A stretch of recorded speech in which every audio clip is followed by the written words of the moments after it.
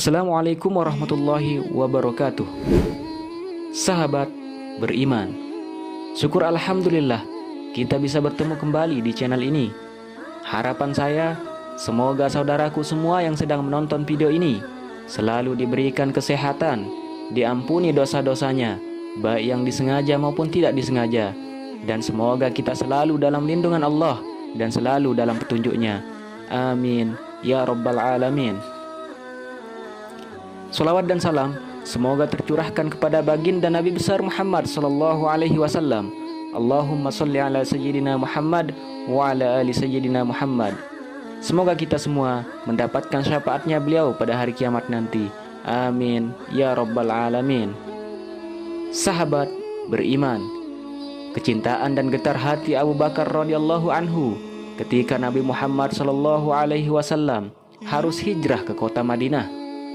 Beliau mengajak Sayyidina Abu Bakar, orang yang sangat dekat dengan beliau, untuk menjadi pendamping dalam perjalanan menuju ke kota Madinah.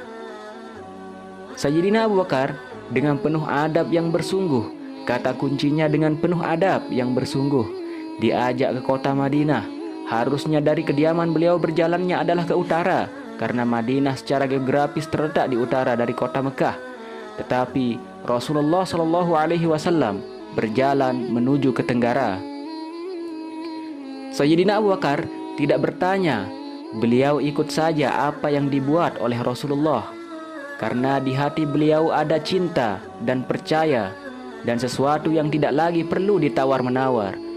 Rasulullah Shallallahu Alaihi Wasallam tidak pernah keluar dari lidah beliau sesuatu yang tidak patut dan tidak dipercaya. Pribadinya penuh pancaran kecintaan, mencintai, dan sangat pantas dicintai. Pribadinya begitu rupa, menimbulkan kerinduan dan cinta. Nabi Muhammad SAW berjalan, Sayyidina Abu Bakar mengikuti.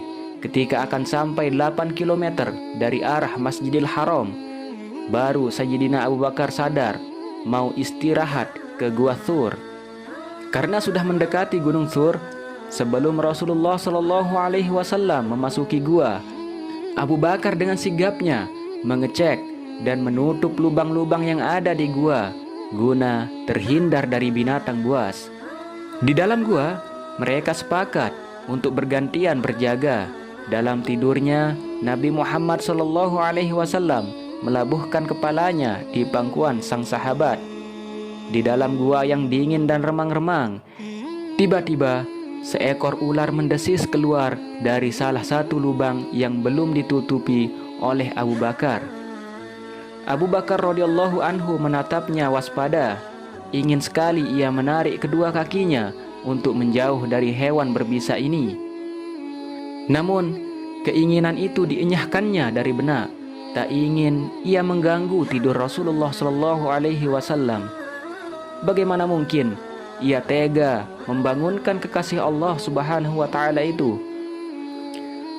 Abu Bakar radhiyallahu anhu menutup lubang itu dengan salah satu kakinya.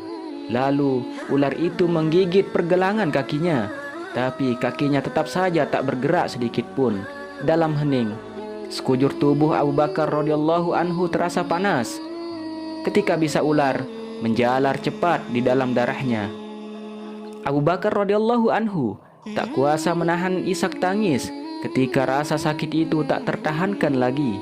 Tanpa sengaja, air matanya menetes mengenai pipi Rasulullah Shallallahu Alaihi Wasallam yang tengah berbaring. Rasulullah Shallallahu Alaihi Wasallam terbangun dan berkata, "Wahai hamba Allah, apakah engkau menangis karena menyesal mengikuti perjalanan ini?" "Tentu saja tidak. Saya ridho dan ikhlas mengikutimu kemanapun," jawab Abu Bakar radhiyallahu anhu. "Lalu mengapakah engkau meluruhkan air mata?" bertanya Rasulullah SAW dengan bersahaja. "Seekor ular baru saja menggigit saya, wahai Rasulullah SAW, dan bisanya menjalar begitu cepat ke dalam tubuhku." Lalu Nabi Muhammad SAW berbicara kepada sang ular itu, "Wahai ular, tahukah engkau, jangankan daging atau kulit Abu Bakar, rambut Abu Bakar pun haram kamu makan. Dialog Rasulullah Shallallahu Alaihi Wasallam dengan sang ular itu didengar pula oleh Abu Bakar As-Siddiq berkat mukjizat beliau. Ya, hamba mengerti ya Rasulullah. Bahkan sejak ribuan tahun yang lalu ketika Allah Subhanahu wa Ta'ala mengatakan, barang siapa memandang kekasihku Muhammad fi ainil mahabbah, atau dengan mata kecintaan, aku anggap cukup untuk menggelar dia ke surga Firdaus, kata sang ular. Ya Rob, beri aku kesempatan yang begitu cemerlang dan indah. Ular itu berkata, aku ingin memandang wajah kekasihmu fi ainal mahabbah, lanjut sang ular. Apa kata Allah Subhanahu wa Ta'ala, Tuhan semesta alam?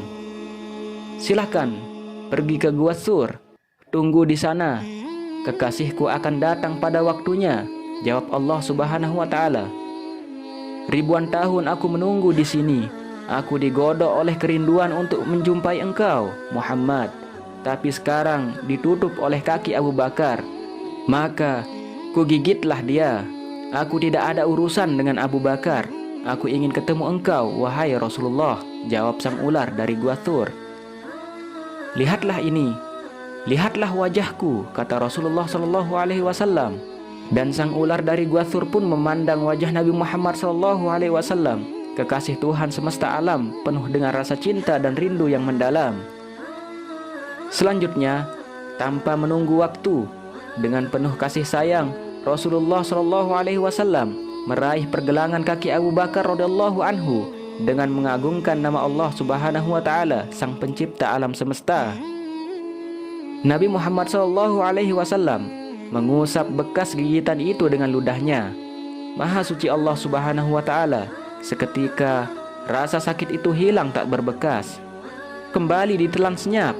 Kini giliran Abu Bakar radhiyallahu anhu yang beristirahat dan Rasulullah Shallallahu Alaihi Wasallam berjaga. Dan Abu Bakar radhiyallahu anhu menggeleng kuat-kuat ketika Nabi Muhammad Shallallahu Alaihi Wasallam menawarkan pangkuannya untuk beristirahat. Tak akan rela dirinya membebani pangkuan penuh berkah itu. Wallahu a'lam bishawab. Assalamualaikum warahmatullahi wabarakatuh.